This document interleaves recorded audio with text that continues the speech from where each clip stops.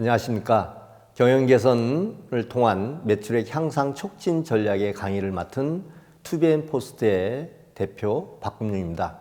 저는 21년 동안 소상공인 창업 마케팅 강의를 진행을 하고 있고 창업 컨설팅을 성공적으로 유치해서 많은 성공 사례를 냈던 케이스를 갖고 있습니다. 이번 강의를 통해서 경영 개선을 통한 매출액 증진에 보다 많은 분들이 성과를 내시기를 바랍니다. 우리는 경영 개선을 위해서 첫 번째 신상품 아이디어를 도출하고 신상품을 어떻게 개발 계획을 할 것이냐, 그리고 음식점에서 메뉴를 개발할 때는 어떤 단계로 할 것이며, 이에 대한 성공과 실패 요인, 매출 향상 전략 차원에서 말씀을 드리도록 하겠습니다. 신상품의 아이디어 도출은 굉장히 창업한 이후의 과정에서 가장 중요한 과정이라고 말씀을 드릴 수가 있겠습니다. 시대는 계속해서 변화하고 있고 기술은 진화하고 있습니다. 화면에 나와 있는 것처럼 태양광의 기술 발달은 새로운 직업과 새로운 시장을 창출하고 있습니다. 진화의 속도는 기술의 활용도, 경제성 등을 감안하여 더욱더 다양한 형태로 변환되고 있습니다. 거기에 잠깐 예시를 들어보도록 하겠습니다. 좌측 상단에 우리는 계산기라는 것을 본 적이 있었죠. 그 중간의 단계는 낙타에 태양광을 타고 무언가를 싣고 이동을 하고 있습니다. 그 이동하는 무언가를 이동하는데 그것은 무엇일까요? 바로 아프리카의 오지를 돌아다니며 우리는 그 백신 주사를 맞는 그 백신이 들어가 있는 저온 저장 냉장고입니다. 이처럼 우리는 끊임없이 변화하고 있고 태양광 하나를만 가지고도 변화의 폭도는 굉장한 새로운 시장들을 창출하고 있습니다. 좌측 하단에 보면 바퀴벌레와 거미같이 생긴 것이 있는데 이것은 장난감입니다. 장난감 등에 태양광 하나를 맞춰서 그것이 바로 우리는 장난감이 태양광을 이용한 장난감의 시장들을 진출하게 되는 것이죠. 시장은 끊임없이 변화하고 있습니다. 소상공인 업종에서도 끊임없이 변화하고 있고 그 변화에 능동적으로 대처를 한다는 것 자체가 우리가 경쟁력을 가져갈 수 있다라고 말씀을 드릴 수가 있겠습니다. 그러면 우리는 신상품의 아이템이 시장에서의 어떤 성공 가능성을 가져가느냐를 살펴보도록 하겠습니다. 기존 상품이 기존 시장에 들어가게 되면 시장 성공률은 10에서 30%에 불과합니다. 기존 상품이 새로운 시장에 들어가게 되면 성공 가능성이 25%에서 50%로 늘어나고 있습니다. 그리고 새로운 제품을 개발했는데 그 새로운 제품이 기존 시장에 들어가게 되면 성공 가능성은 무려 50에서 70%를 차지하고 있습니다. 아울러 신상품이 성공 가능성이 신시장으로 가게 되면 5%의 성공률밖에 되질 않습니다. 그럼 여기 계신 분들이 만약에 신상품을 개발한다면 어느 시장으로 가야 될까요? 당연히 기존 시장에서 보다 업그레이드된 신제품을 창출함으로 인해서 경쟁력 우위와 함께 성공 가능성이 50에서 70%를 차지합니다. 반대로 기존 시장 제품을 갖고 있고 동등한 제품을 갖고 있는데 동등한 제품을 동등한 시장에서의 경쟁을 하기 위해는 성공 가능률이 거의 미미하다고 볼 수가 있겠죠. 이유는 똑같은 상품에 똑같은 제품들이 나열되어 있는 상태에서 경쟁을 하다 보니 경쟁의 가치가 그만큼 떨어질 수밖에 없습니다. 따라서 기존에 내가 좋은 제품을 가지고 있다고 한다면 새로운 시장에 가서 성공 가능성을 타진하는 것이 훨씬 유의하다고 볼 수가 있겠습니다. 우리는 기존 새로운 제품을 개발하더라도 이와 같은 요소를 볼 것이며 기존에 있는 내가 오랫동안 사업을 하고 있는데 이 시장에서 굉장히 새로 시장에서 자꾸 도태되고 있다는 느낌을 갖는다면 보다 새로운 시장을 공략하는 것이 그것이 바로 성공의 비결이라고 말씀을 드릴 수가 있겠습니다. 그러면 이와 같이 신상품 아이디어를 도출하고 어떤 식으로 시장에 진출하기 위해서 좋은 아이템을 찾기 위한 방법에 대해서 알아보도록 하겠습니다. 아이템을 탐색하는 방법은 기존 아이템을 시장에서의 참여할 것인지에 대한 내용입니다. 또한 새로운 상품을 개발해서 기존 시장에 참여할 것인지를 검토하는 것입니다. 앞장에서 말씀을 드린 것과 똑같은 내용들입니다. 두 번째로는 성공 가능성이 높은 유형을 선별하는 데 있습니다. 이와 같은 내용을 통해서 후보 아이템을 비교 분석을 한 다음에 아이템별 상대평가를 진행하게 되죠. 후보 아이템에 대한 사업자의 적응도를 분석을 합니다. 실질적으로 실행 가능성이 심도 있게 분석을 해서 평가를 한 다음에 적정한지 여부를 판단하는 방법이 필요하게 됩니다. 아이템 시장의 진출에 대한 오류입니다. 우리는 많은 제품이 탄생이 되고 소멸이 되는 과정을 겪어보고 있습니다. 또한 창업에 있어서 많은 사업체들이 창업을 하면 모두 다 성공할 것이다라는 생각을 하고 있습니다만 실질적으로는 그렇지는 않습니다. 그래서 우리는 시장에 진출 시 오류가 무엇인지를 찾아보고 이러한 오류를 최소화한다고 하면 그만큼 성공률을 높일 수 있겠죠. 따라서 진출하고자 하는 시장에 대해서 과대한 해석이 있어서는 안 되겠다라는 얘기입니다. 이런 예들이 있습니다. 어떤 시장을 들어간 새로 진입하려고 하는 분들이 저한테 묻습니다. 여기 가게 되면 주변에 성공할 확률이 높다라고 얘기를 하고 있고 그래서 많은 돈을 벌고 있다라고 얘기를 합니다. 그래서 자기도 그 시장을 간다라고 얘기를 하죠. 그런데 면밀히 분석을 해봤더니 그 시장에서의 본인의 경쟁력 그리고 그 제품이 정말 오랫동안 유지되고 갈 것인지에 대한 내용, 소비자들의 이탈에 대한 내용들 이러한 부분들이 분석 없이 주변의 얘기만 듣고 판단하는 오류를 범한 적들이 있습니다. 따라서 자신의 기술이 매우 우월하다는 것에 대해서 오류를 또 갖고 있습니다. 시장에서 이 정도면 내가 충분히 가능할 거야 라고 얘기를 하는 경우들이 많죠. 그러나 실질적으로 소비자들은 그 기술에 대해서 우월하다고 판단하지 않을 경우도 있습니다. 경쟁력이 우수한 제품인데 가격이 너무 비싸서 사지를 못하거나 거기에 가격이 너무 낮은 가격을 공급함으로 인해서 소비자들 층들이 제품의 품질의 퀄리티를 우습게 보거나 낮게 보는 경우도 또한 오류라고 얘기하게 됩니다. 자신의 제품에 대해서 소비자가 당연히 만족할 거라는 오류입니다. 많은 분들은 내가 좋은 제품을 만들고 좋은 시장에 가서 이 소비자들은 당연히 만족할 것이라고 착각을 하는 경우들이 종종 있습니다. 그러나 거기에는 제품에 구성되는 여러 가지가 있고 환경들도 있습니다. 그것 하나만 가지고도 소비자들은 이탈하는 경우가 많죠. 정말 음식이 맛있고 그런데 지저분하고 청결하지 못한다고 하면 소비자들은 어떻게 할까요? 또한 서비스가 아주 안 좋은 것이 있다고 하면 어떻게 할까요? 그리고 거기를 찾아가기 위해서는 너무나도 먼 곳이거나 목이 안 좋은 것은 어떨까요?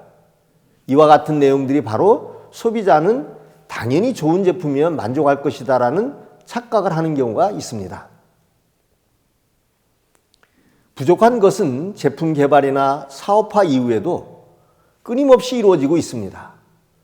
초기에 우리는 사업장을 개설하게 되면 초기에 고객들이 한 번씩 가보게 됩니다.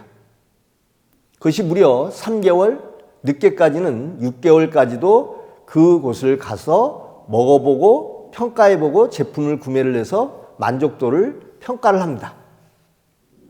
그런데 그 제품을 구매를 한 곳에 대해서 제품의 만족도가 떨어지게 되면 바로 고객들은 다시는 방문하지 않습니다. 그래서 이러한 것들이 소비자들은 초기에 오픈을 하거나 사업장을 개설할 때 호기심과 여러 가지 요인을 인해서 방문을 하게 됩니다만 지속적 관리가 안 된다고 생각을 한다면 고객은 이탈을 하게 됩니다. 이 얘기는 우리 제품이 처음에 개발을 해서 소비자가 만족하고 끊임없이 지속적인 업그레이드를 해야 되는데 그렇지 않고 가랑비웠듯이 고객들이 서서히 떨어져 나가게 되고 어느 순간에 고객들은 이탈하고 수익률은 이제 밑바닥을 치게 되겠죠. 따라서 시행착오 정도는 당연하다라는 것들은 있을 수 없는 내용들입니다. 특히 과거에는 많은 점포와 수익률이 높았을 때는 이런 시행착오도 있을 수가 있었습니다만 지금은 고객이 선택권이 워낙 많아지다 보니 당신의 점포를 안 가도 돼 라고 얘기를 하게 됩니다. 따라서 한번 이탈된 고객들은 다시 그 점포로 오려고 하지를 않습니다. 따라서 시행착오 정도는 당연하다라는 것들에 대한 잘못된 인식은 아이템을 가지고 시장 진출할 때 큰 오류 중에 하나입니다. 자신의 아이템에 평생 황금알을 낳고 있다는 것 역시도 오류입니다. 시대는 끊임없이 변하고 있고 우리가 살고 있는 주변 환경들도 변하고 있고 거기에 제품이나 서비스에 대한 내용들도 끊임없이 변화하고 있습니다. 따라서 평생 황금알을 낳는 아이템은 없다라고 감히 말씀을 드릴 수가 있겠죠. 자신의 제품의 구매자는 모든 고객이라는 착각에 대한 내용들도 있습니다. 고객이 선택권들이 많다라는 것을 착각한 내용들이겠죠. 자신의 기술은 평생 지속 성장할 것이다라는 주관적 가치를 부여하는 것 역시도 잘못되고 연구개발을 끊임없이 하지 않는 모습들로 인해서 고객들은 이탈을 하고 있습니다. 우리는 이와 같이 시장의 아이템 진출 시 오류에 대한 것들을 알아봤는데요. 우리는 이런 내용들을 통해서 초기 시장 진입이나 경영 개선을 통해서 보다 나은 방향으로 가야 된다라는 당연한 사실을 생각을 해보게 됩니다. 신상품, 신메뉴 개발, 사업화의 핵심 이슈에 대해서 말씀드리도록 하겠습니다. 당연히 사업화를 하기 위해서 가장 중요한 내용은 전망 있는 시장인지 그 시장에 들어갔을 때 시장에서의 성공할 수 있을까? 아울러 경쟁에서 수준에 맞출 수 있는가라는 것들입니다. 그럼 세 가지에 대해서 좀 더 말씀을 드리도록 하겠습니다. 과연 내가 들어가는 사업화의 핵심 이슈에 전망 있는 시장인가라는 내용인데요. 목표 시장이 안정적일 때의 시장은 경쟁자 대응을 미리 예상할 것입니다. 그래서 경쟁자가 시장에 들어갔을 때 경쟁자는 어떤 대응을 할 것이며 나는 경쟁자보다 우위를 가질 수 있는 무언가를 만들어야 되겠습니다. 인접시장에서의 시장 성장 기회는 시장이 매우 유동적일 만큼 기존 기업들은 변화 적응에 매우 집중하고 있습니다.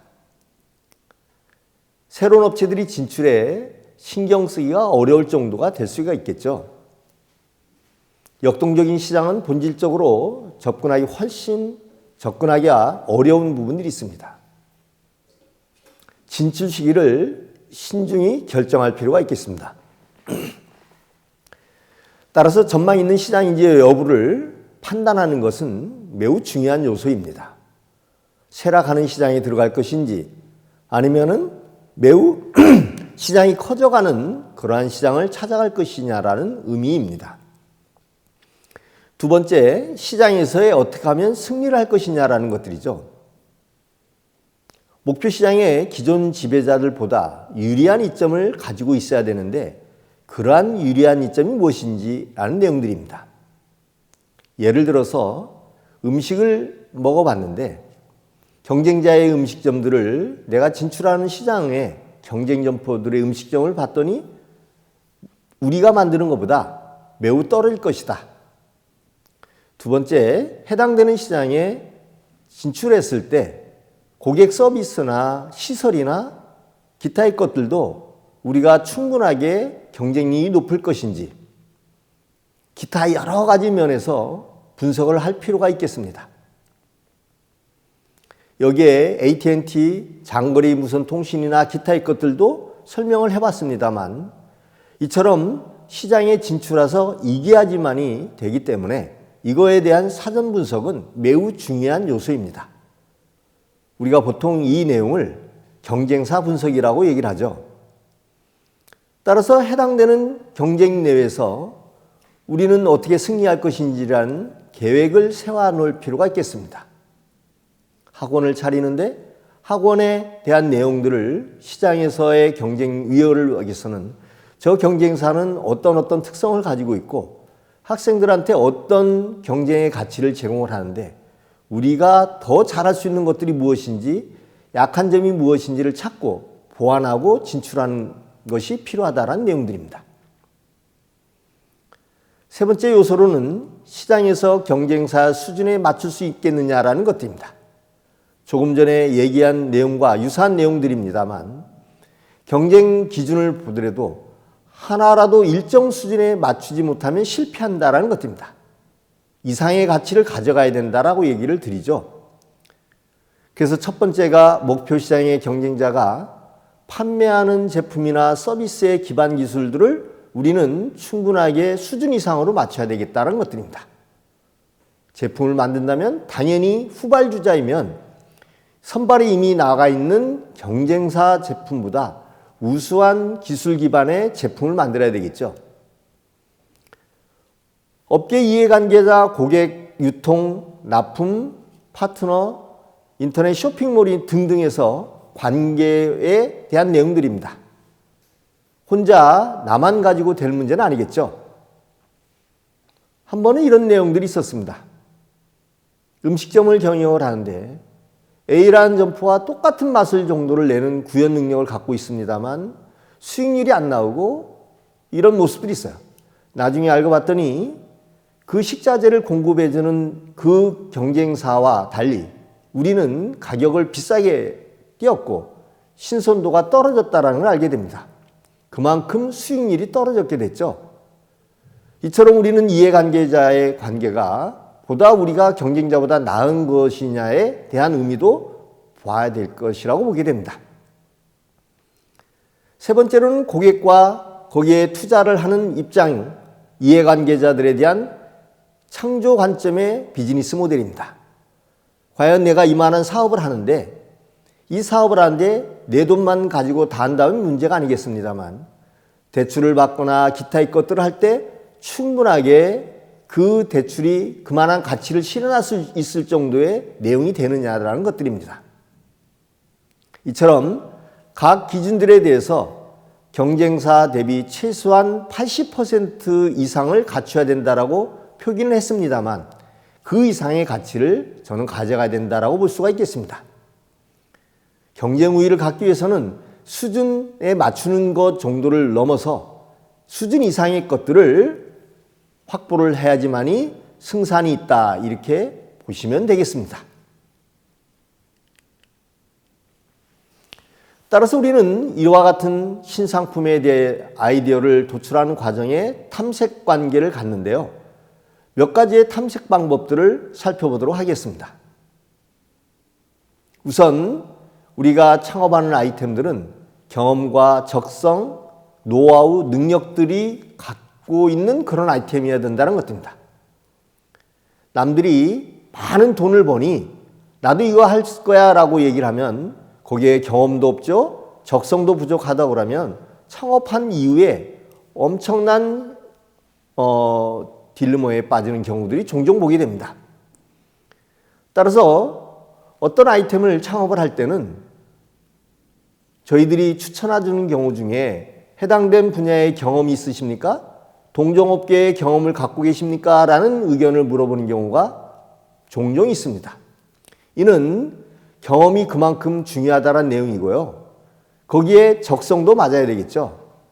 남들이 하는 것처럼 똑같은 일을 하는 것이 충분하게 나는 어렵지 않을 것이다라고 생각을 했습니다만 그것이 적성이 맞지 않아서 아주 혼돈하는 경우들이 종종 있습니다. 예를 들어서 그 전에 이런 일들이 있었는데요. 퇴직하신 분이 PC방을 차린다고 얘기를 하십니다.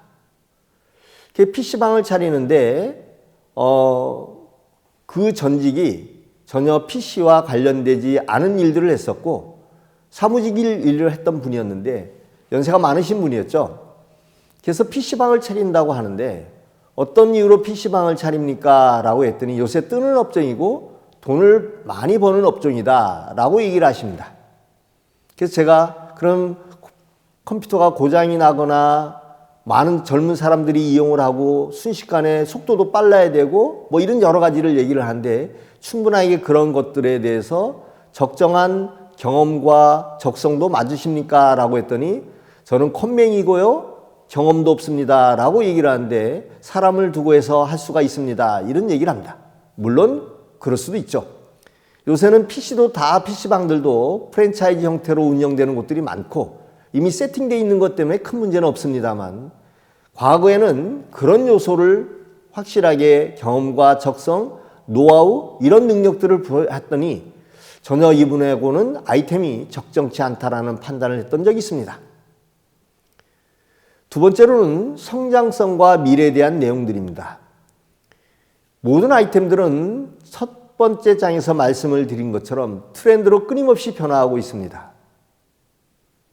그 변화한 성장이 어떤 것들은 짧은 기간에 성장이 멈추거나 사라지는 케이스도 있겠고요. 어떤 것은 끊임없이 롱 기간을 갖고 성장하는 경우들도 있습니다. 그럼 성장성과 미래 전망이 불투명한 업종에 들어간다면 리스크가 너무 크다라는 것들입니다. 그래서 우리는 내가 하는 사업들과 이 관련된 것들이 성장성이 어떻게 되는지 예측을 하는 그런 내용들이 사전에 아이템 탐색 관계에 꼭 필요한 내용들입니다. 그리고 위험 부담이 최소화돼야 되겠죠. 여러 위험 부담들이 있습니다. 음식업을 한다면 주방의 요리는 어떻게 할 것이냐, 요리사를 채용을 어떻게 할 것이냐, 학원을 운영하는데 내가 선택적으로 운영되지 않은 과목들은 어떻게 할 것이냐, 그럴 때 강사가 이것이 이탈될 경우는 어떻게 할 것인지 기타 여러 가지 요소들이 있습니다. 이런 위험에 대한 리스크를 최소한 리스크를 작성을 하고 리스크에 대한 대응 방법은 마련해 놓고 들어가야 된다는 것입니다. 이 아이디어를 탐색한 가운데 아이디어의 활용성이 정말 가능한지 실현 가능한지에 대한 판단입니다. 이런 내용들을 통해서 우리는 경험을 가지고 할 수 있는 것, 경험이 어느 정도 있는 것들을 찾는 것들도 하나의 방법이겠죠. 그리고 경쟁 우위를 점할 수 있는 요소가 무엇인지를 알고 접근하면 보다 시장에 진입했을 때 성공 가능성들이 더욱더 높아지게 됩니다. 아울러 법이나 환경에 대한 내용들의 저촉되지 않은 내용들입니다. 의외로 환경에 대한 것, 법규에 대한 내용들을 잘못 알고 들어가는 경우들도 종종 보게 됩니다. 환경 규제 지역에 사업장을 차리려고 하는 경우, 그리고 시설 자체가 상업시설이 아닌 경우에 허가 조건이 안 되는 것들을 찾고 들어가는 경우들도 많이들 봤습니다. 관련 지식이나 체력을 보유하고 있는가라는 것입니다. 해당된 전문성을 가져가야 되겠죠. 체력에 대한 내용들은 우리와 같이 소상공인 업종의 많은 부분들은 체력적 요소들이 많이 필요하게 되는 아이템들이 많습니다. 심지어는 근무 시간 8시간을 초과해서 많은 시간을 근무를 해야 되는 일들이 비일비재하죠. 그 체력이 고갈이 되는 경우들이 많습니다. 그래서 이와 같은 체력의 여부들도 판단해 볼 필요가 있는데 이런 부분들은 경험을 통해서 충분히 알 수가 있는 내용들입니다. 또한 중요한 자금 여력과 실현 가능성에 대한 내용들입니다. 통상 소상공인 창업을 할 때 우리는 50% 이상은 자기 자본으로 창업을 해라 라고 얘기를 하게 됩니다. 저는 거기에 덧붙여서 70% 이상 정도를 자기 자본으로 창업을 하고 그리고 정부 지원 정책이나 기타의 아주 안정적인 타인 자본을 확보를 하는 것이 권유하고 있는 내용 중에 하나입니다. 그런데 창업 자금이 매우 적게 되다 보니 적정한 시설이나 규모를 하지 못하는 경우, 또한 자금의 빈곤 속에서 수익 모델을 창출하기 위해서는 창업 이후 6개월 정도 이상이 가야지 손익분기점을 도달하게 되는데, 그때 초기 자본의 초기 사업화에 안정적인 자금 확보가 덜 돼 있는 내용을 보고 자금의 여력이 부족해서 상당히 곤욕스럽게 초기 시장에 진입하는 경우들을 많이 보게 됩니다. 또한 자금 계획을 수립을 할 때 어느 정도의 자금일 것이다라고 예측을 하고 들어가게 됩니다만, 실질적으로 사업을 시작을 하게 되면 이상의 돈이 과비용이 지출되는 경우들이 종종 보게 됩니다. 이유는 뭘까요? 아이템을 선정을 하고 거기에 따른 비용을 산정을 할 때 축소해서 산정을 하거나 빠뜨리는 경우가 대부분입니다. 그러다 보니 우리가 초기 창업 시작을 했을 때는 이미 자금이 고갈하는 경우들이 종종 있습니다. 자금 여력과 이 사업의 실현 가능성에 대한 부분을 꼼꼼하게 짚어볼 필요가 있겠습니다. 아울러 사업 성격과 창업 아이템 간의 일치 여부를 판단하는 기준이 필요합니다. 따라서 우리는 이러한 아이템을 탐색을 하기 위해서 인터넷이나 전문가나 각종 정보텐을 통해서 사업화의 구매 고객, 소비자에 대한 니즈 등들을 면밀히 검토할 필요가 있겠습니다. 최근에 와서는 국내외의 동종, 이종업종 사이트 등을 활용해서 조사하는 경우들도 많습니다. 인터넷으로 세계의 어떤 관련된 아이템과 관련돼서 어떻게 움직이는지에 대한 변화들도 살펴볼 필요가 있겠죠. 온라인, 오프라인 유통 채널 등을 통해서 시장 진출의 감각을 충분하게 익힐 필요가 있습니다. 앞 단계에 경험을 갖는 것이 중요하다는 내용과 일맥상통한 내용들입니다. 동종업계의 사업 동향을 면밀히 분석할 필요가 있겠습니다. 그보다 낮은 아이템을 구현을 해야 된다라기 하기 위해서 이러한 작업들이 필요하게 됩니다. 여기에 적성 능력과 적합도를 조금 더 알아보도록 하겠습니다. 우리는 같은 업종 중에서 고객의 선호도가 높은 쪽은 어느 곳인지, 이런 내용의 의미를 생각해 볼 필요가 있겠죠. 그래서 고객이 어떤 선호도를 갖고 있는지를 판단해 보게 되면 적합도에 대한 내용들이 어느 정도 판단될 수 있는 내용들입니다. 해당 아이템에 대한 고객들의 인지도는 양호한지에 대한 내용들입니다. 고객들이 볼 때 충분하게 저런 정도의 아이템이면 내가 충분히 이용을 할 수 있겠다라는 판단이 들어야 된다는 내용입니다.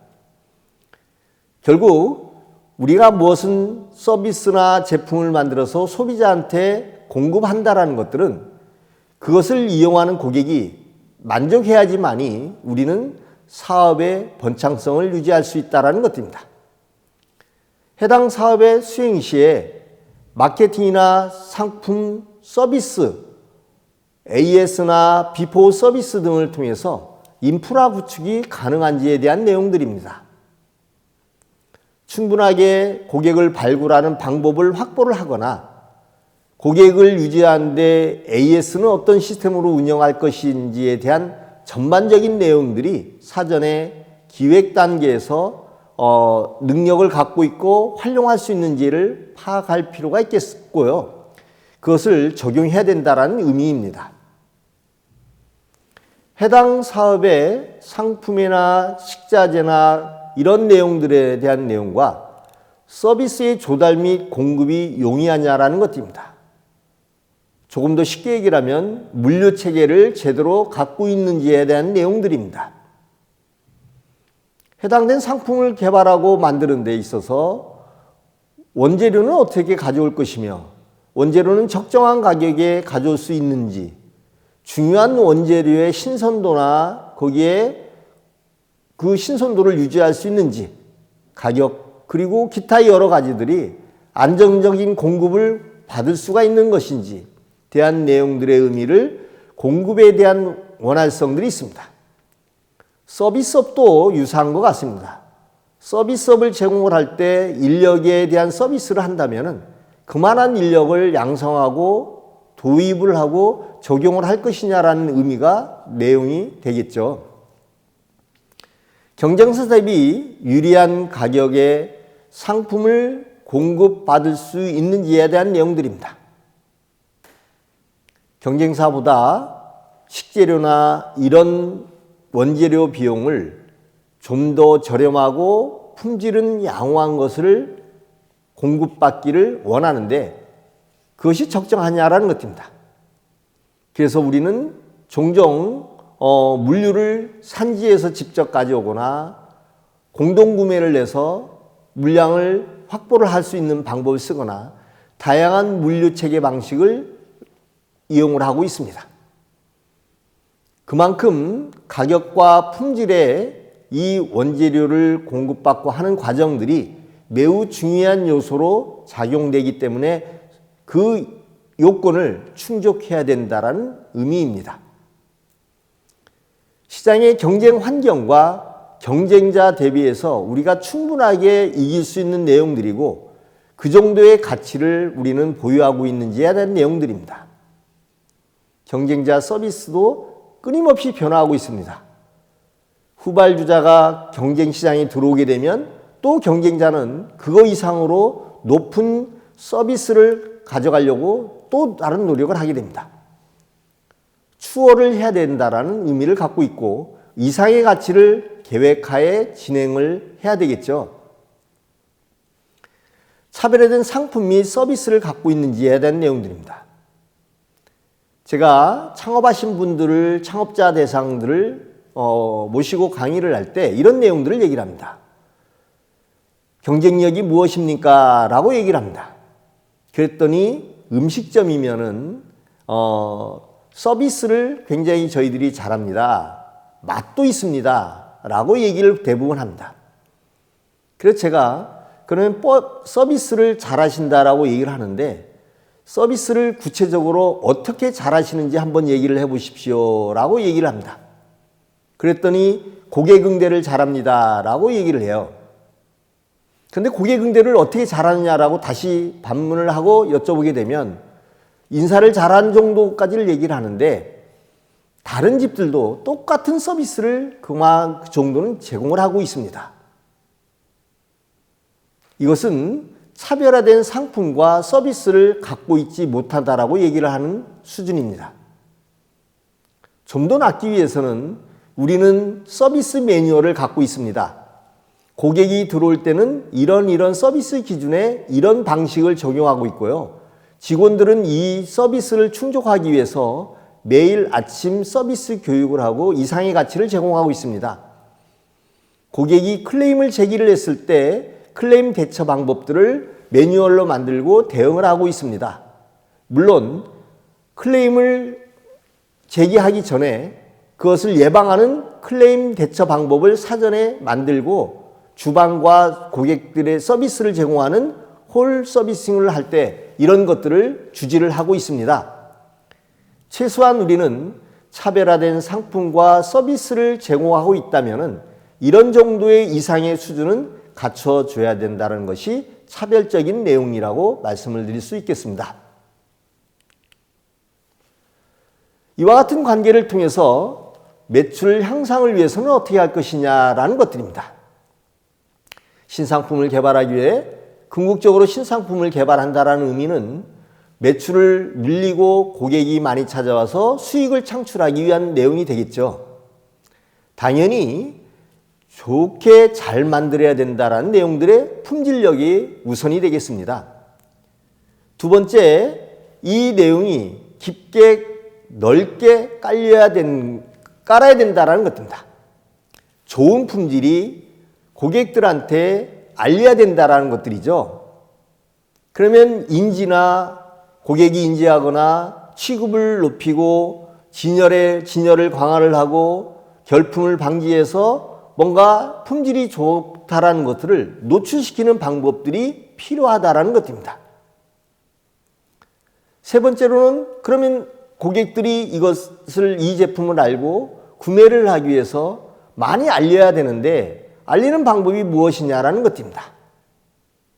내가 사업장을 냈는데 그 사업장이 학원이라고 하면 우리 강의 능력이 얼마 정도 뛰어나고 얼마 정도의 가치를 충분하게 잘할 수 있다. 서비스를 잘할 수 있다. 그런데 그것을 우리는 처음으로 창업을 했으니 이 상품을 론칭을 했으니 알려야 되는데 그러면 누구한테 어떻게 알려야 되느냐? 대상층이 학생이니 학생들한테 알려야 되는지 아니면 학부모한테 알려야 되는 거지? 두 가지 방법을 다 써서 알려야 되는지 그러면 알리는 방법은 어떻게 해야 될 것이냐라는 것들입니다. 그래서 우리는 이와 같이 인지할 수 있고 이것이 품질이 검증이 된다라는 의미를 찾고 이런 내용들이 선순환 구조를 갖고 매출을 향상을 시키는 과정을 갖게 됩니다. 그러면 우리는 이처럼 매출을 증대 요소를 품질과 브랜드와 유통에 대한 내용들을 살펴봤다면요. 조금 더 확장적인 의미를 가지고 신제품 개발 계획을 수립을 해야 됩니다. 확장 계획이라는 의미는 신제품, 신상품을 개발하는 데 있어서 일정한 단계를 가지고 진행을 할 필요가 있겠습니다. 제품이 뚝딱해서 나오는 것이 아니라 소비자는 어떤 반응을 가질 것이냐, 그리고 내가 이것을 구현을 한다면 실현 가능한 것인지에 대한 아이디어의 도출 단계가 있다고 하면 그 상품이 누구를 위한 상품이며 시장의 고객들을 위해서 어떻게 시장의 위치를 선정을 하고 어떤 고객을 대상으로 어떤 가치를 제공할 것이냐에 대한 신상품 개발 계획을 단계별로 설정, 프로세스 단계별로 진행을 해야 됩니다.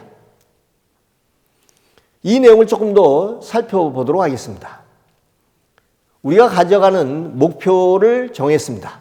우리는 어떤 사업을 가지고 이러한 신상품을 개발을 할 것이며 개발을 해서 소비자들한테 보다 나은 서비스를 제공을 하겠다라는 정의를 내렸다면 당연히 아이디어 차원의 신제품이 시장을 조사를 해봤더니 거기는 우리가 갖는 이 기술이 신상품이 구현 능력을 가질 수 있는 능력을 가지고 있는지의 첫 번째 내용, 두 번째 소비자들한테 접근하고 판매를 할 때 사전에 조사를 해봤더니 충분하게 우리 제품을 이용할 수 있는 고객층들이 있다라는 두 번째 내용, 세 번째 경쟁사보다 우위의 요건을 가지고 있는 제품이라는 것에 대한 의미, 세 가지에 대한 조사는 필히 검증을 갖고 분석을 해서 적합한 타당성이 있어야지만이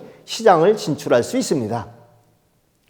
그런데 많은 분들이 이와 같은 경쟁사 분석은 대충 하고 고객사들한테 시뮬레이션을 돌려서 검증을 해본 그러한 제품이 아닌 내 스스로가 주관적으로 판단하고 이 정도면 충분할 거야 라고 한다고 하면 당연히 이 제품은 새로운 시장에 들어갔을 때 굉장히 어려움을 갖게 있습니다.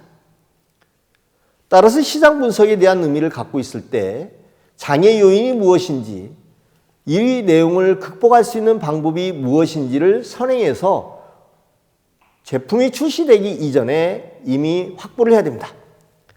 여기서 장애 요인과 극복 방안은 하나의 사례를 좀 더 들어보게 되면 경쟁사보다 브랜드가 매우 떨어져 있다. 당연히 후발주자이니 그럴 수가 있겠죠. 그래서 우리는 극복 방안으로 브랜드 전략을 만들고 노출을 어떻게 할 것이냐라는 계획을 수립을 해야 된다는 것입니다. 최소한 초기에 짧은 기간에 인지를 할 수 있을 정도의 요건을 우리는 목표를 설정을 해서 가야 되겠죠. 그래서 우리는 시장에 우리가 들어갈 수 있는 시장을 찾고 그 시장에서의 적합한지를 판단한 다음에 시장의 기회 요인을 적합할 때 시장에 들어가는 것들입니다. 그래서 우리는 이와 같은 분석을 해본 결과 이제 신상품에 대한 아이디어가 나오게 되고요. 그 아이디어를 통해서 시장 진출에 적합한 컨셉을 기획하고 개발합니다.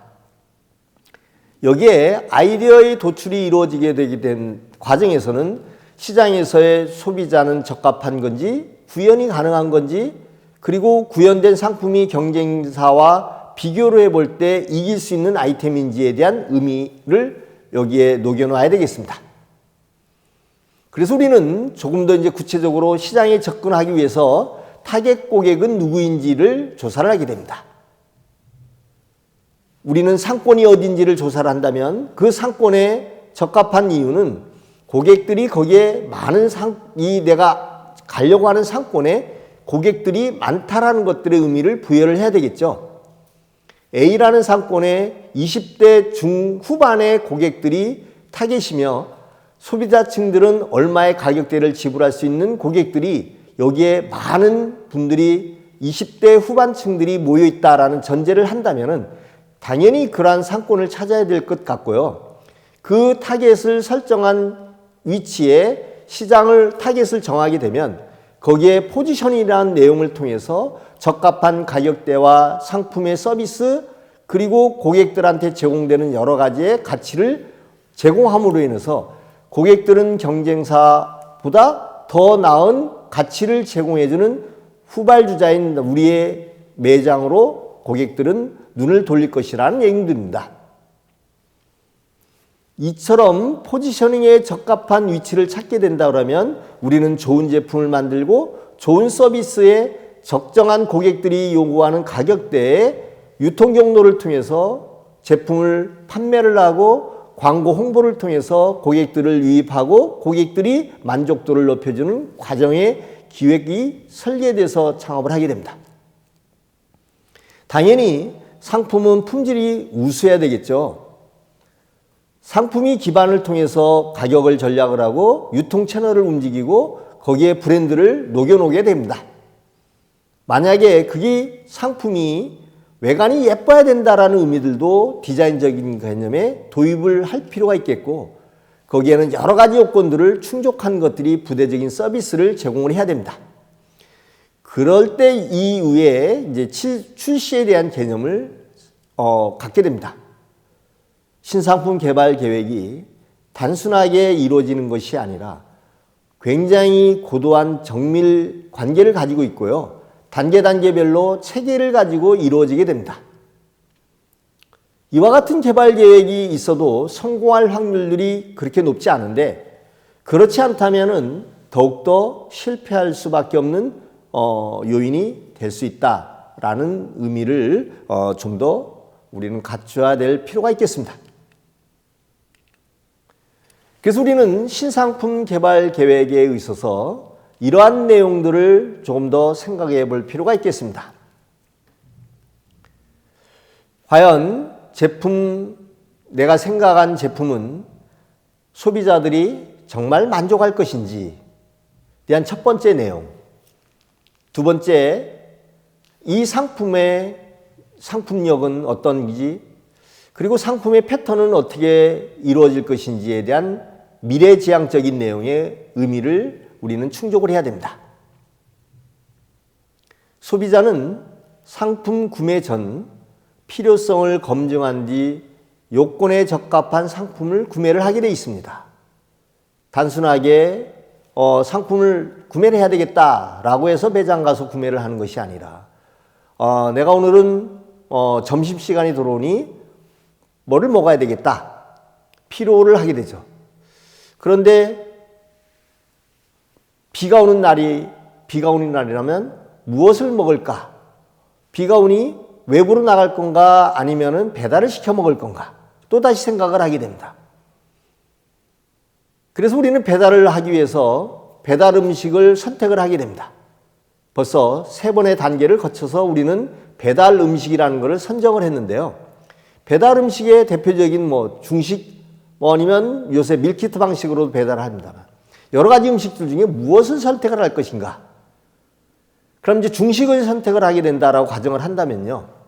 중식은 무엇을 할 것인지, 그러면 우리가 배달의 시간을 얼마 정도를 두고 배달 주문을 하게 될 것인지, 이런 모든 것들을 구매를 생각을 하고, 그러면 그 집에 자장면을 구매를 한다면은 자장면은 어느 집이 맛있지? 라는 생각까지 결정 관계를 다 갖고 그 집에 전화를 하고 배달 요청을 하게 됩니다. 이렇게 우리는 제품 구매 단계를 굉장히 단계별로 생각을 한 끝에 한 집을 선택을 하고 그 선택한 제품이 만족도가 있는지에 대한 검증까지를 거치고 이 이후에 지속적 구매를 한다라고 생각을 한다면은 당연히 우리는 신상품을 내는 우리 입장에서는 고객은 매우 까다로운 것들인데 이런 부분들을 어떻게 맞출 것이고 미리 준비를 할 것이냐라는 의미까지도 부여를 할 필요가 있겠습니다. 이런 내용들을 통해서 어떤 한 피자 전문점이요, 배달하는 피달 전문점이 이런 계획을 수립을 했습니다. 중저가형 피자점인데 피자를 배달을 할 때 대상 고객이 누가 먹는지, 어느 요일날 많이 배달을 시키는지에 대한 내용을 확인한 다음에 이거를 구매를 하는 사람은 당연히 부모겠죠. 부모가 주문을 하게 되면 금요일, 토요일날 주문을 하게 되면 광고나 이런 모든 부분들은 금요일 전에까지 세팅을 해서 토요일날 구매율이 점심 때 가장 많은 주문이 들어올 것이다라는 이제 분석을 하게 됩니다. 분석을 했는데 아니나 다를까 이 집에 단골 고객도 많고 새로운 고객들도 계속 늘어나서 주문이 밀려들기 시작을 합니다. 근데 이분은 이전에 상품 개발과 판매, 유통 채널이나 배달 서비스에 대한 거를 조금 더 미리 준비한 것들이 있었습니다. 토요일날 점심때는 평일날에 비해서 몇 배 이상의 주문량이 들어오니 직원을 더 많이 쓸 것이며 배달 사원을 더 많이 확보를 해서 준비 시간을 조금 더 타이트하게 가자, 배달 속도를 유지를 하자, 이런 계획을 수립을 합니다. 그런데도 불구하고 배달이 지연이 될 것이다라는 예측에 대한 시뮬레이션을 돌려봤을 때는 어떻게 대응을 할 것이냐. 그래서 이곳은 전화를 준 고객들의 전화 응대에 이번 피자는 주문을 하시게 되면 예정된 시간이 10분인데 5분 정도 지연이 될 수 있습니다. 가능하시겠습니까? 라는 멘트를 미리 준비를 해놓고 대응을 했다라는 것입니다. 그리고 이 고객들에 대한 충성도를 본 결과 고객이 배달을 갑니다. 고객한테 배달을 갑니다. 배달 사원은 이것을 미리 준비를 하고 배달을 쭉 간 다음에 다 이제 계산이 이루어지고 난 끝에 마지막에 새로운 피자 슬라이스 한 족을 제공을 하게 됩니다. 배달이 지연이 돼서 대단히 죄송합니다. 고객님 새로 출시된 피자인데 한 슬라이드 선물로 더 드리겠다. 드셔보시고 맛있으면 계속해서 우리 거를 이용해 주십시오. 배달 5분 늦어서 대단히 죄송합니다. 라는 멘트를 날렸다라는 얘기입니다. 과연 이런 관계를 가지고 있는 회사 점포와 그렇지 않은 시간이 늦었는데도 불구하고 별 고객에 대한 만족도를 제공하지 못하는 것들은 어떤 차이가 있을까요? 신상품의 개발 계획은 이와 같이 구매에 대한 만족도는 단순하게 상품뿐만이 아니라 포괄적인 내용의 의미를 사전에 기획 준비를 할 필요가 있다는 의미입니다. 그래서 상품의 패턴과 유행성들도 파악을 할 필요가 있는데요. 끊임없이 변화하고 있습니다. 그래서 어떤 것들은 상품이 꾸준하게 성장을 하는 관계가 있는 반면에 어떤 제품은 쭉 올라갔다 더 이상 잘 팔리지 않는 라이프 사이클도 있습니다. 그러니 그 이유는 뭘까요? 상품력이 정말 지속적으로 잘 나갈 수 있는 제품인지 단발성으로 끝날 계절 상품인지 아니면은 우리가 조금 떴다가 빠지는 그런 제품인지, 이런 제품에 대한 사전에 신상품 개발 계획에 이런 의미를 부여를 하고 제품 개발에 신상품을 출시를 해야 된다는 내용들입니다. 소비자 트렌드는 계속 변화하고 있고 우리가 만드는 뭐에도 미세하게 끊임없이 변화하고 있습니다. 소비자들은 갖고 싶다가 아니라 갖고 싶다라는 거에 만족도를 제공을 한다면은 당연히 상품 구매 후에도 저번에 거보다 더 맛이 좋아졌네. 저번보다 속도가 더 빨라졌네. 배달이 속도가 더 빨라졌네. 뭔가가 구매 후의 만족도가 좋아질 수 있는 요소를 만들어야 된다는 의미입니다. 단발성으로 끝내서는 컨셉과 이런 의미가 고객이 이탈될 수밖에 없겠죠. 다시는 저집 물건을 사지 않을 거야. 저 상품을 사지 않을 거야 라는 것들은 갖고 싶다라는 니즈는 어느 정도 갖고 있었는데 구매를 한 이후에 좋지 않았기 때문에 이 고객은 이탈할 수밖에 없다는 것입니다. 따라서 제품 컨셉과 제품 구매 후의 고객과의 관계, 이런 부분들이 우리는 상품 개발 단계에 있어서 어떻게 정도 충실하게 이루어질 것인지, 이 개발 관계를 만족시킬 수 있는 요인은 무엇인지, 이런 부분들에 대해서 충분하게 사전 준비가 매우 중요하다. 창업에 대한 성공률이 그렇게 높지 않습니다. 창업을 하게 되면 모든 사람들은 다 성공을 하기 위해서 창업을 하게 됩니다. 그리고 신상품 역시 더욱더 앞으로 나가기 위해서 신상품도 출시를 하게 됩니다. 그러나 실질적으로는 그렇지 못합니다. 통계 분석을 보게 되면 우리 사업장을 창업을 했을 때 소상공인의 창업률 중에 1년에 문을 닫는 경우가 30%의 내외에 도달되고 있습니다. 코로나 이후의 문제가 아닌 평상시 이전에 그런 요소들이 있었습니다. 그럼 30%가 창업을 하고 1년 안에 문을 닫는 이유는 무엇일까? 사전에 고객이 만족하는 상품이었는지에 대한 내용과 그럼 만족하고 지속적으로 구매를 하지 않은 이유는 무엇인가? 이런 의미를 해석을 한다면 충분하게 해답의 요인을 찾을 수 있겠습니다. 그런데 거기에 추가로 하나 더 말씀을 드리게 되면 고객들의 선택권들이 넓어지고 있습니다. 소상공인 업종들은 포화 상태라고도 볼 수가 있겠죠. 많은 업종이 포화 상태에 있고 경쟁이 치열합니다. 그러다 보니 소비자들의 선택권들은 정말 넓고 다양합니다. 고객을 우리 집으로 유인할 수 있고 고객의 만족도를 줄 수 있는 요인들이 굉장히 치밀하게 설계됨으로 인해서 기존에 있는 고객들이 다른 점포를 이용하던 고객들이 우리 매장을 이용할 수 있는 방법을 찾아내고 그것을 우리 고객들이 계속해서 우리 집을 이용하고 단골의 충성도가 높아질 수 있는 방안이 무엇인지에 대한 문제를 해결할 수 있는 방법이 있다고 하면 우리는 보다 나은 경영 개선을 함과 동시에 고객을 통해서 매출을 증진할 수 있는 요건을 충족할 수 있다. 이렇게 말씀을 드릴 수가 있겠습니다. 이상 1차 시간을 마치도록 하겠습니다.